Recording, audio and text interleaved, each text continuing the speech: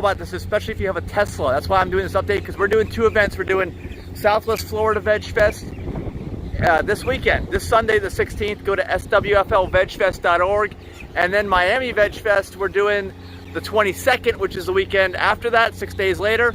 And we have people coming from both coasts, both Gulf Coast over to the Atlantic side for Miami Veg Fest, and then from the Atlantic side over to the Gulf side for Southwest Florida Veg Fest. So you guys might want to know about this new SuperCharger that's opening up. I'm here, and it looks like everything's done. I mean, I was just talking to the guy who was like making sure nobody gets in here, and he doesn't know when it's open. He says everything's posted online, but as we know with Tesla, they never give us dates.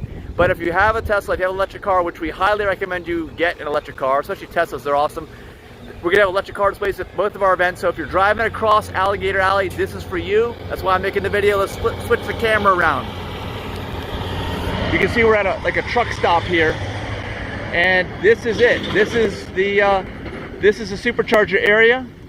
It says coming soon. It looks like everything is done. I mean, it looks done to me. And actually, I'm going to be towing a trailer across for both events. And these look like the new version 3 SuperChargers, because I was just at a version 3 SuperCharger over in Miami.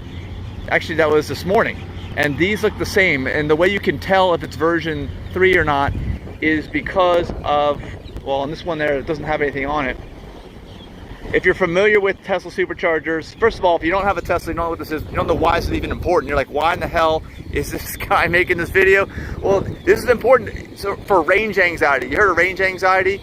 Okay, well, you eliminate that with Tesla SuperChargers. You just need to get enough. And if you've left either the Gulf side or the Atlantic side and you forgot to charge, this is like right in the middle at this service center, the Miccosukee Service Plaza. You see it over there? It's at the Miccosukee Indian Reservation. And this is like almost right in the middle, I guess a little bit on the Atlantic side.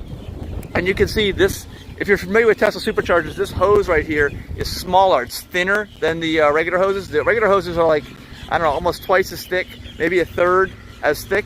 And that's why I can tell you this is the fastest, these are the fastest chargers available.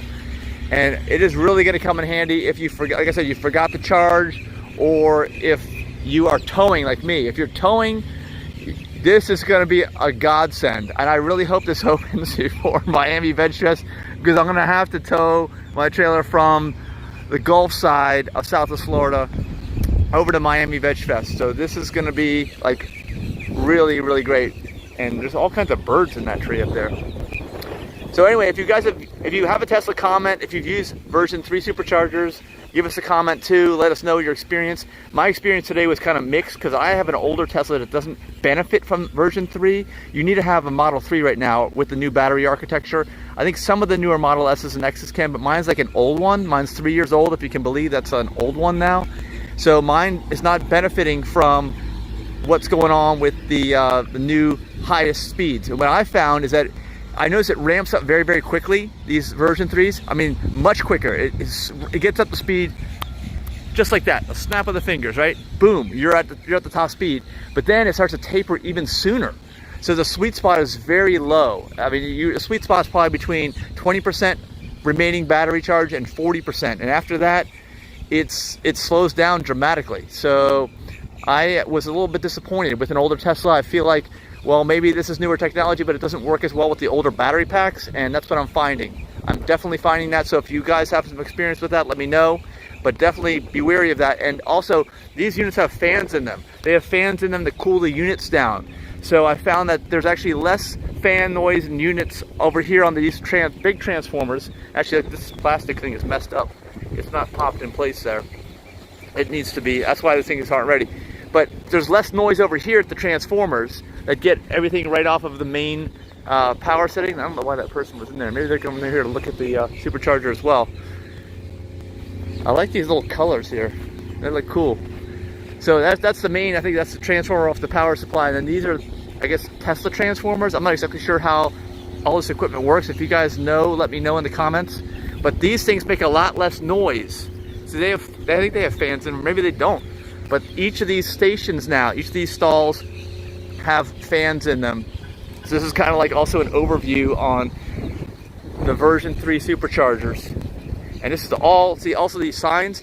There's always a sign next to each SuperCharger telling you the policy. In this case, it's Tesla vehicle charging only. So I guess nobody else can park here. You got to be charging, you got to be a Tesla, which is great because Tesla doesn't usually own these spots. They lease them from the property managers, and the property managers have different policies.